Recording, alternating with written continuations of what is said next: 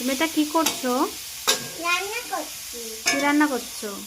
এই যে বেগুন দিয়ে ডিম রান্না করব। বেগুন দিয়ে ডিম রান্না করবে হুম। নাকি বেগুন ভাজছো? এটা কোনটা? ভাজছি, এর মধ্যে ডিম দেব।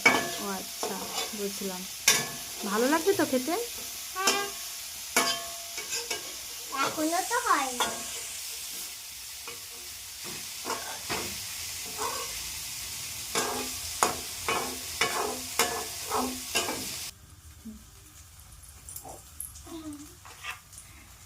নিচে পড়ে যাবে কিন্তু।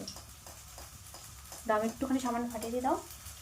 দাও, তারপরে তুমি ফাটিয়ে হাত দিয়ে দাও।